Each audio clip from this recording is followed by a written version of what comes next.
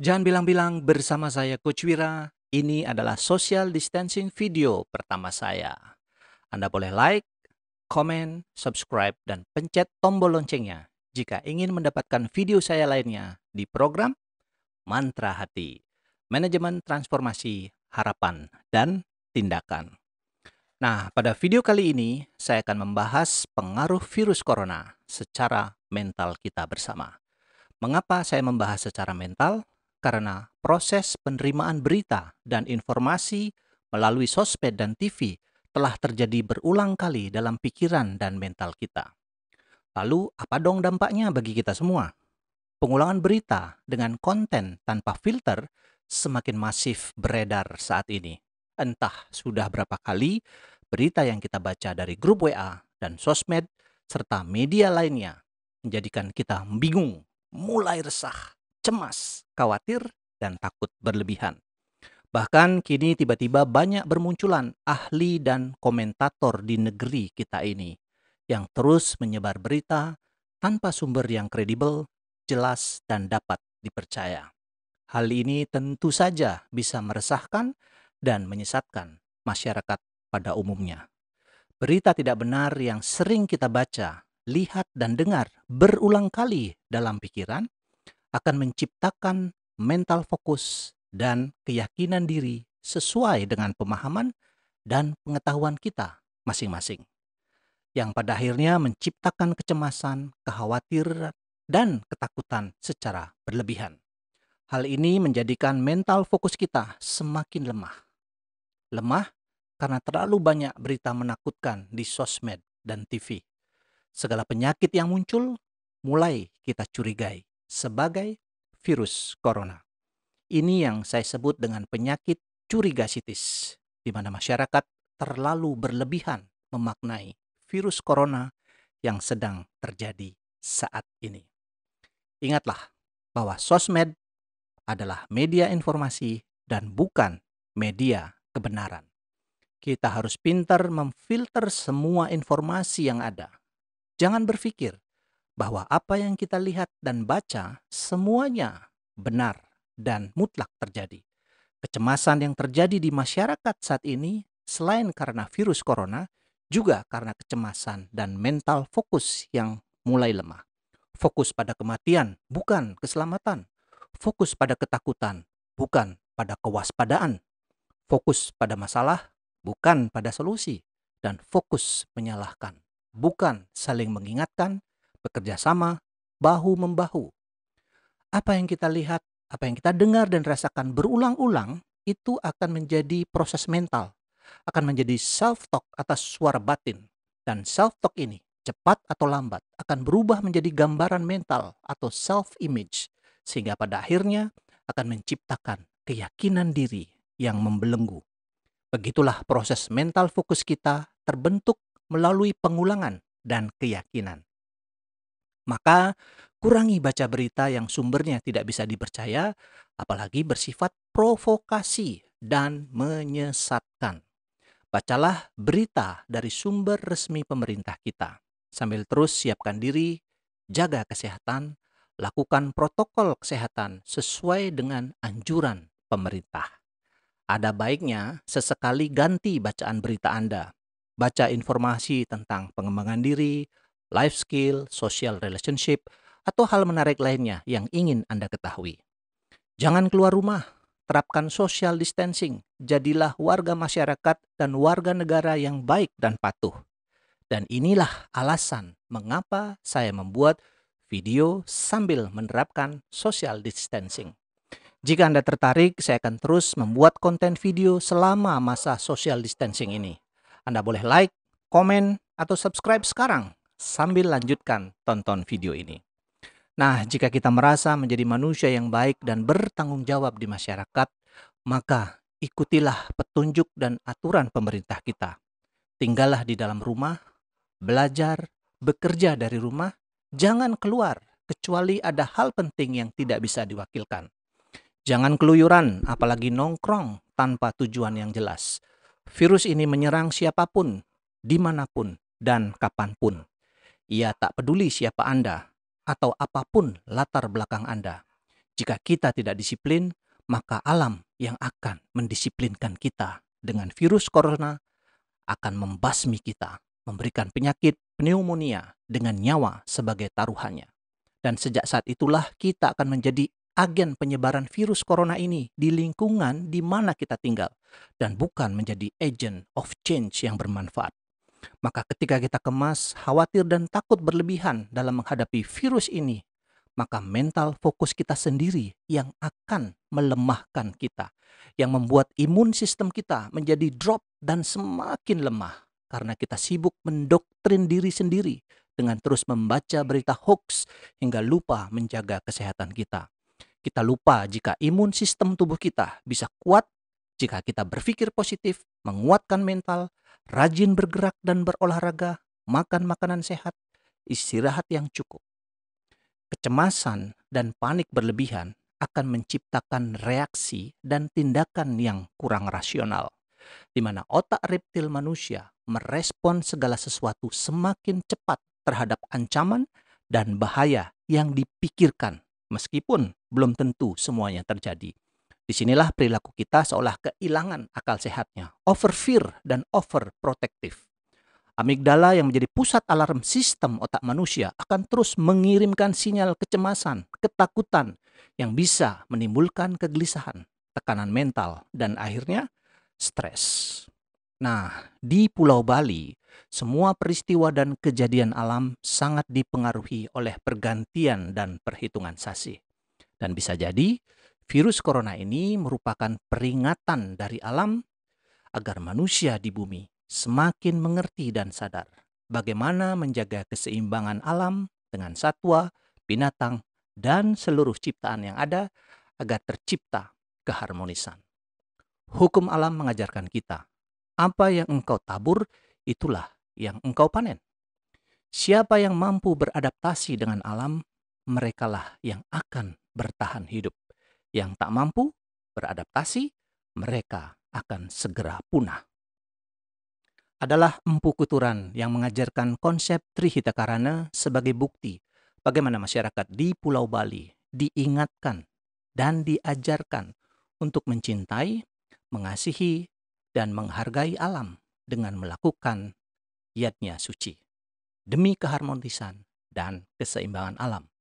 Ajaran Trihitakarana yang pertama yaitu menjalin hubungan antara manusia dengan lingkungan sekitar kita. Yang kedua antara manusia dengan sesama manusia. Dan yang ketiga adalah antara manusia dengan Sang Pencipta Tuhan. Dengan penerapan ajaran ini, maka ketika kita menengadah ke atas, kita tidak merasa bersalah kepada langit. Saat memandang ke depan dan di sekitar kita, kita tidak merasa bersalah kepada umat manusia dan seluruh ciptaannya. Dan saat kita menunduk ke bawah, kita tidak merasa bersalah kepada bumi kita ini. Untuk itu, saya mengajak masyarakat Pulau Bali yang santi, yang masyarakatnya dikenal ramah dan baik, yang selalu hidup rukun dan damai, dengan kalung toleransi, yang menjunjung prinsip hidup menyamu braya, saling asih dan asuh, memegang teguh ajaran Dharma dan Trihitakarana sebagai patitising Dharma untuk tetap berpikir fikar, yaitu berpikir benar dan bijaksana dengan mental fokus kita yang lebih kuat. Saat ini alam sedang memperbaiki dirinya. Alam sedang melakukan pemurnian. Proses ini akan menciptakan berbagai perubahan yang tak pernah bisa kita ketahui. Meskipun dikatakan di abad 21 ini, teknologi dunia semakin maju dan canggih. Namun manusia tetap tidak bisa memprediksi kejadian alam saat ini. Contoh, gunung meletus, gempa bumi, tsunami, banjir bandang, tanah longsor, musim kemarau, hingga wabah virus corona merupakan proses pemurnian dan perbaikan alam yang dilakukan oleh alam itu sendiri secara alamiah. Maka ketika proses pemurnian dan perbaikan alam ini sedang terjadi, manusia menyebutnya sebagai bencana alam. Mereka berpikir dan mengatakan bahwa alam sedang marah, alam sedang murka. Ini bukan bencana alam, karena banyak hikmah yang bisa kita dapatkan dan pelajari Alam butuh menyeimbangkan dirinya dengan melakukan pemurnian dan bahkan peleburan tanpa minta izin kepada manusia. Memasuki hari Galungan, Kuningan, Hari Raya Nyepi dari bulan Februari hingga Maret di tahun 2020 ini, semua kekuatan para butuh kala sedang turun ke bumi yang puncaknya pada sasih Kesange. Turunnya para butuh kala di setiap sasih jika tidak disomye atau dibersihkan akan memberi dampak buruk bagi kelangsungan dan kehidupan manusia. Maka dengan perubahan dan pergantian musim yang selalu dipengaruhi oleh pergantian siklus sasih atau pamigrahaning sasih, ketika kekuatan para buta kala itu turun ke bumi, mereka semua akan meresap masuk melalui tumbuhan, binatang, dan hewan, dan mereka berubah menjadi wisya atau racun, bakteri, dan virus. Ketika manusia melakukan kontak langsung dengannya, akan menimbulkan masalah, penyakit, dan dampak negatif lainnya. Untuk itulah, mari bersama-sama, Semeton dan semua masyarakat, khususnya di Bali, untuk terus tenang dan tingkatkan kewaspadaan, dimulai dari diri kita masing-masing dan lingkungan keluarga kita.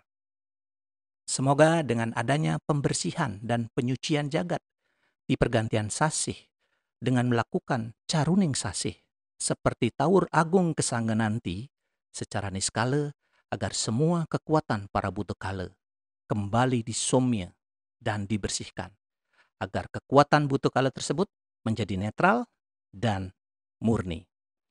Sedangkan secara skala, mari kuatkan keyakinan diri bersama dengan melakukan doa dan permohonan sesuai agama dan keyakinan kita masing-masing agar semua hal baik datang dari segala penjuru demi keselamatan bersama.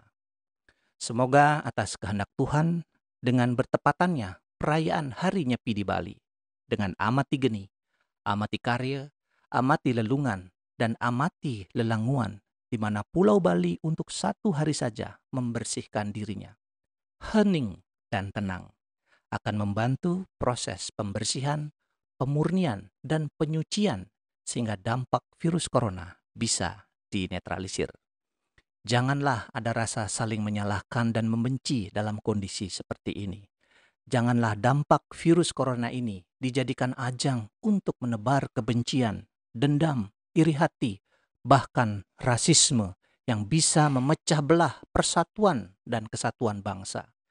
Jadikan Tatuam Asi, Tri Kaya Parisude, dan Bingkai Trihita Karana untuk menghormati diri, orang lain, dan seluruh ciptaan.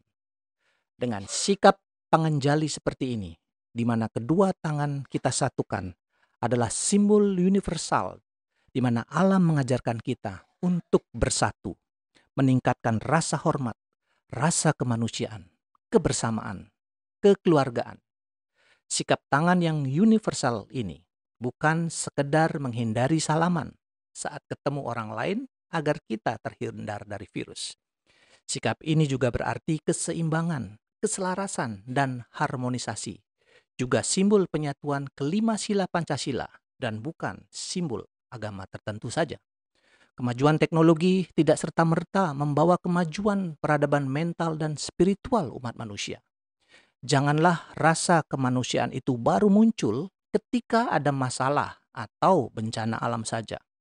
Apakah ada bencana atau tidak, apakah ada virus atau tidak, kita tetap bersikap baik, saling mencintai, saling menolong, bahu-membahu, saling mengasihi, menghormati, dan menghargai. Mari kita bangun peradaban baru umat manusia. Peradaban yang saling menghormati, kemuliaan, menghormati semua bentuk kehidupan. Mari ciptakan budaya hidup umat manusia, budaya kasih alam semesta.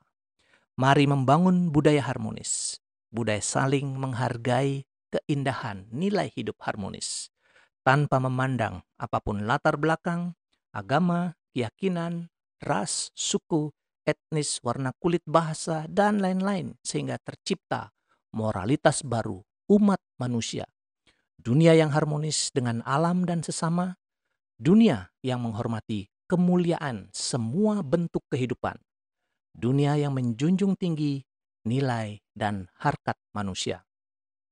Semoga pada prosesi urut-urutan Hari Raya Nyepi dari pengurupukan hingga ngembak geni nanti menjadi momen penyucian jagat di Bali, Indonesia, bahkan dunia untuk menciptakan keseimbangan dan keharmonisan sehingga terwujud moksartam yaca iti dharma, yaitu mencapai kebahagiaan dan kesejahteraan hidup di dunia maupun di akhirat.